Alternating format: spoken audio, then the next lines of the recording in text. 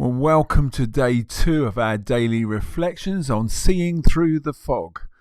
And today we're going to be looking at the weight of guilt.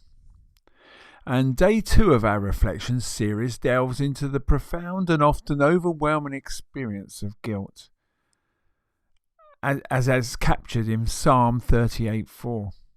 And this passage vividly describes the guilt not merely as an emotional or a psychological state, but as a heavy, burdensome load that one carries. The psalmist's imagery of iniquities going over his head, submerging him under the weight, speaks of the crushing power of guilt that can lead to despair. So, guilt covers as a signal, a spiritual and moral indicator that our actions or inactions have not aligned with God's commands or our own moral compass. And it's a universal experience reflecting our inherent understanding of the right and wrong. However, when guilt is not addressed, it can become the most crippling burden, leading to spiritual paralysis and distancing us from the God and others. The impact of unaddressed guilt is multifaceted.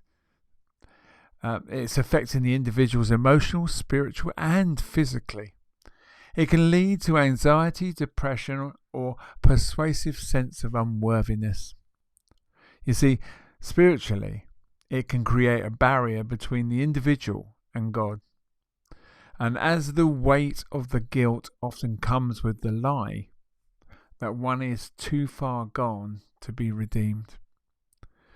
The psalmist's cry reflects a deep recognition of this state and the longing for relief and forgiveness.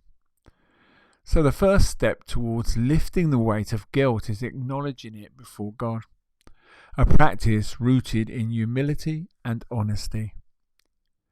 You see, confession is not about informing God of something he doesn't already know, but rather about agreeing with him regarding our sin. And this act of vulnerability opens the door to God's forgiveness and healing. So we as believers can set aside time for self-examination and confession, and perhaps through prayer or journaling, bring our specific sins and feelings of guilt before God and ask him for his cleansing and peace.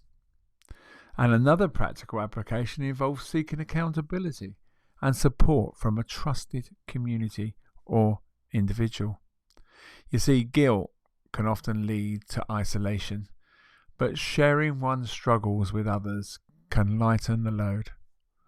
This might involve finding a spiritual mentor, joining a small group within your community, or seeking professional counselling. These steps not only provide a space for confession and encouragement, but also for receiving biblical guidance and prayer support, helping individuals to process their guilt in a healthy, constructive way, and to experience the redemptive power of our community. You see, day 2 challenges us to confront the weight of guilt head on, and acknowledging it before God and seeking the support of our community.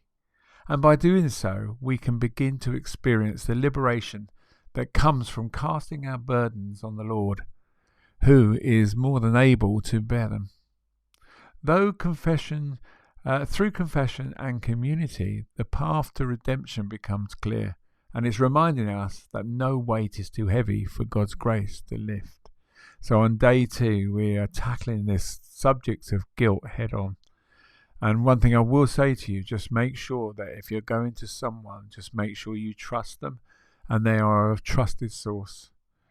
And so as we carry on with this series, I'm looking forward to spending a little bit more time tomorrow just reflecting on what it means to be seeing through the fog.